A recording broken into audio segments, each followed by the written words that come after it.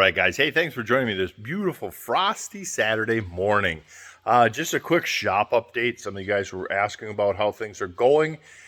And maybe we'll walk outside and look at Shane's tractor as well, and go from there. But yeah, let's the only advice I can give you guys is a lot of you guys are more than capable to do some of these projects. And if you got a stall in your shop that you can hide something away for a month or two while you pick away and do it yourself, by all means do it. But get the John Deere original spec manuals, the tech manual, the operations and test manuals, the diagnostic books. They'll do a fantastic job of leading you down the right path or really helping you figure stuff out. And then on the repair side, they give you the specs for every spring and washer and valve, and they really do a good job. And for the most part, these tractors aren't the worst to work on. There's like these 2000 series, you know, when you're used to a 4250 or a 4430 or 4640, these 2000 series are just like, oh God, but they're really not that bad. So the poor Cattleman's Cadillac, that thing is just gets worked all the time, hauling wagons, hauling bales, moving equipment around, and then just road running and parts running and hauling fuel, and just on these back roads just bouncing across the washboards, and gets very neglected on his maintenance. But he's getting an oil change this morning before we start corn today. Update on the 29. So Dad kind of took this over since we were doing soybeans. So in the 2-speed, we just put all the discs and plates in there, all your sealing rings and piston packings, and we had the transmission pump out of the front for an inspection, and we put seals in there and O-rings up there, and then all your O-rings for all your tubes and all your plumbing going up to the pump, and inspected the PTO there. Your mechanical front hub is right here. He comes up from the bottom. The shaft, you lift that clutch up. Lift the clutch up and then slide the shaft in from the front here. And not the worst to work on. The frustrating part here is the customer complaint is the transmission isn't shifting good, but from right here, everything shifts fantastic. So something in the linkage is goofy, but it's frustrating because it's like, well, the customer's not wrong with their complaint, but as of right here, everything is just perfect right here. The park band is back in place. These metal bands are very expensive. So if you pull this band, remember there's a pin from the bottom that comes up with a set screw that holds this kind of in position. But this linkage stuff back there, that's enough to, you'll learn a few new words by the time you get that linkage assembly out of there and that brake band out of there and loosen the, you know, it just, we actually took the PTO out, the back, so then we could just reach in, just like breeding a cow. You just reach in and sleeve the back of the transmission case and fumble that stuff into place. So this is ready here. We just got to do a diesel fuel rinse and rinse that off. Just do some gasket surface cleaning and some rinsing, and we're just a few minutes away from bringing it back together. The shift cover, you can see the holes, the ports right there. Them are the ports that go into the top of your 2-speed housing right here. And so you got your transmission control valve right here. So we're going to take that apart, give that an inspection, and clean that all up. So he's moving forward. There, the 4255.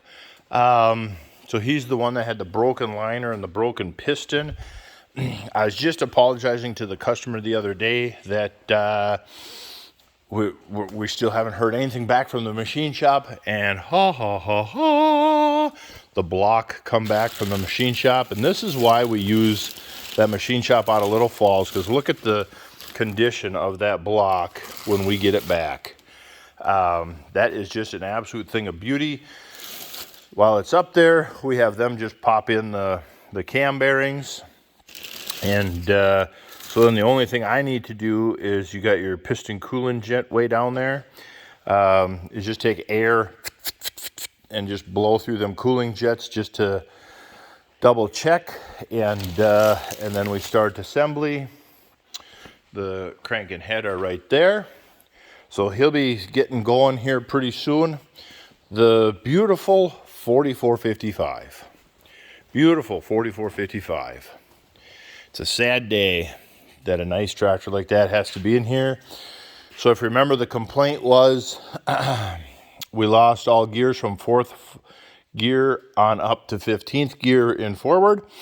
And what had happened is C2 failed. So this is supposed to look like this. Boop. One of these things is not like the other. So these lugs are what tie them plates to the flywheel and transfer torque to these discs when the piston pinches it.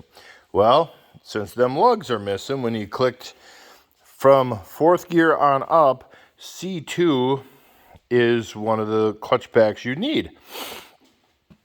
Well, whenever you clicked any gear that needed a C2, you basically went to neutral because you were now disconnected from the flywheel. So he was beat up, the springs were broke, a couple bolts were not even tight, and they were getting hammered pretty good. You can see how the springs are just grinding into them bolts. So, yeah. I'm glad it's a simple little fix. So we got all discs and plates, and we pull these aluminum pistons out, and we'll put sealing rings on them. And then all that stuff goes back into this hub housing, and then that hub housing bolts onto the flywheel. While we're here, we'll pop the flywheel off and do the rear main. And then we'll do these sealing rings here while we're here. Oil will be dropped, oil filters, and yeah. Gorgeous, gorgeous tractor. Let's go look at Shane's 44. I meant 48, 44. I got 44 on the brain. Shane's gorgeous 4850. We did a lot of work. The hydraulics really kind of threw me for a loop because we had a lot of symptoms going on that, so the original symptoms was the 3-point would chatter, and it'd take forever to get to the top, and when it was to the top, it wouldn't lower. Like the chattering up, that's an easy one to diagnose. It's the not being able to lower until you turn off the tractor or activate an SCV. That's the one that threw us for a loop. That one really confused me. And then we had some howling back there. We had a lot of hissing and howling through the hydraulics back there. We had a hot spot here at the pressure control valve, and we had a steering line blow off. And so bringing it up from the truck, that steering line blew off. And so first thing we did was I took that steering line off, reflared the end, and put it back on, and that worked good. And then we came back here, and this pressure control, that's going to be a normal temperature change. So from the pipe coming from the pump to here versus this pipe out, there will be a temperature change, but it shouldn't be that quick or that dramatic right away. So that spring was way out of spec, so we got a spring and a valve, and that took care of that issue. The 3-point,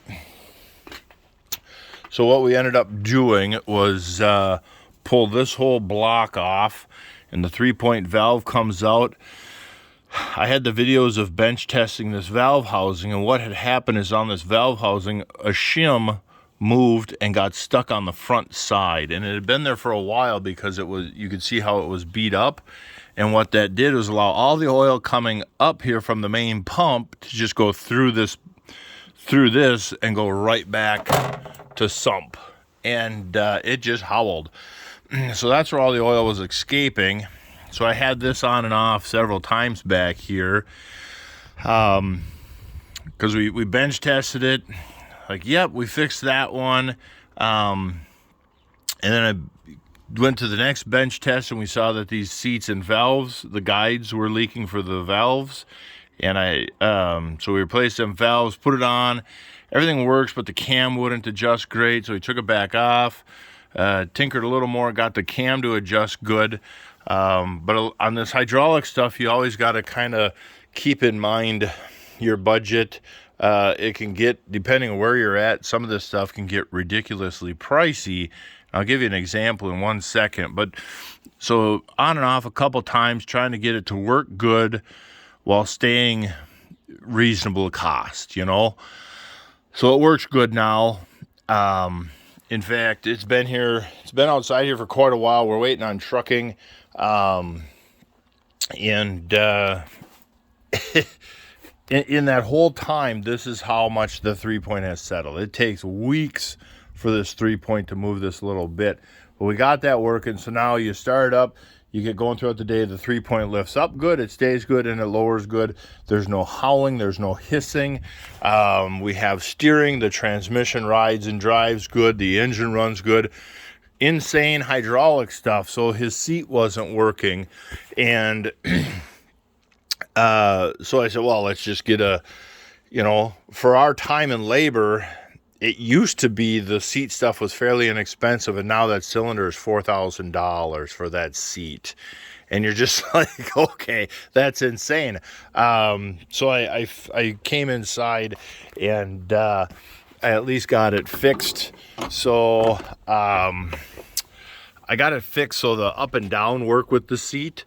But I told Shane, I says, for the money it would take me to put in the base cushion and the back cushion, he could just buy one of them aftermarket air seats and put in there himself and be money ahead, and then maybe sell that cylinder or use that cylinder and seat system for one of his other tractors for parts on the shelf.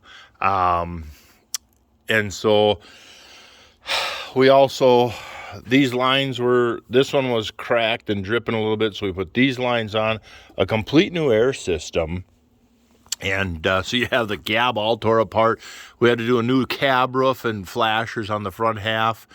And it took me, I spent a little extra time up on top to save the evaporator up there. But yeah, complete new air conditioning system. And then the front axle, we pulled the front axle off and fixed that steering arm right there, the seal up in that casting. Fix that seal and then put a new U-joint on the front, and then drop the oil in the pumpkin and the outer planetaries and service them good. I think for the most part that's it. I still want to get the pressure washer. Your PTO lever comes behind here, and I got the transmission case fairly clean, but I think I need to come over the rear axle and get in behind there. The PTO seems to function good. We ran it on the vac to make sure it can hold some power. It seems to hold power, but if I can get through here and blast down in there, I think it might just be a little bit of dirt, because you just got to cycle the lever a couple times for that PTO to stay on. And so the first culprit of that symptom is just buildup behind there. On the AC systems, you got your quick couplers right here. And so what I do is I take them, what they're designed to do is you can take the AC hoses apart from the cab to split the tractor without draining the AC. A lot of them will leak. So I take them apart. It only takes 15 minutes to take both halves apart, put them on the bench, and then pull the guts out, clean them, put in new packings, and put them together and put them back together.